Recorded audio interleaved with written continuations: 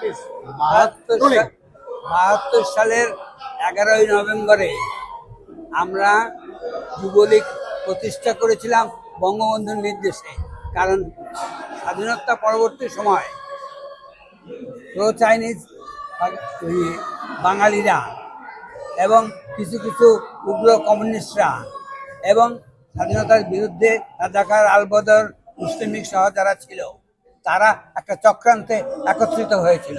সেইটাকে নস্যাৎ করার জন্য আমরা ছাত্রলীগ কর্মী এবং নেতারা সমস্ত জেলার, তখনকার 64টি জেলার সমস্ত নেতাদেরকে, ছাত্রলীগ নেতাদেরকে একত্রিত করে একটি সংগঠন করেছিলাম। সেই সংগঠন যুবলীগ। কারণ ছাত্রলীগ নেতারা তখন, আমরা সবাই রিটায়ার করেছি ছাত্রলীগ থেকে, কিন্তু আমরা মুক্তিযুদ্ধে নেতৃত্ব দান করার নির্দেশ বঙ্গবন্ধু দিয়েছিলেন। সেই নির্দেশ অনুসারে সংগ্রামের প্রতিটি ক্ষেত্রে নেতৃত্ব নিয়েছিলাম। আমরা প্রতিজ্ঞা করেছিলাম বঙ্গবন্ধুর স্বপ্নের বাংলাদেশ স্বাধীন হয়েছে, সেই স্বাধীনতা রক্ষা করার জন্য সংগ্রাম করব। আজকে সেই রকমের একটা ক্রান্তি লগ্ন এসেছে। স্বাধীনতা পেয়েছি, দেশ মধ্যম আয় হয়েছে শুধুমাত্র শেখ হাসিনার নেতৃত্বে এবং তার প্রচেষ্টায়, অক্লান্ত পরিশ্রমের চেষ্টায়। আমি তাকে ফেরেশতা বলি।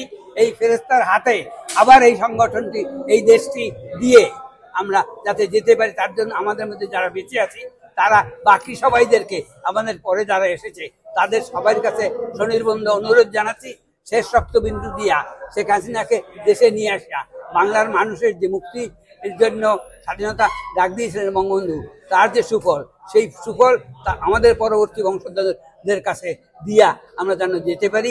আপনাদের কাছে সেই প্রার্থনা করি, আপনারা দোয়া করবেন এবং সবাই আমাদেরকে সাহায্য করবেন, যাতে এই দেশটাকে সেই স্বপ্নের বাংলাদেশ, বঙ্গবন্ধুর স্বপ্নের বাংলাদেশ, শেখ হাসিনার স্বপ্নের বাংলাদেশ, বাংলার জনগণের স্বপ্নের বাংলাদেশ, তাদের পরবর্তী বংশধরদের জন্য একটি সুন্দর বাংলাদেশ আমরা দিয়ে দিতে পারি। আপনাদের দোয়া চাই।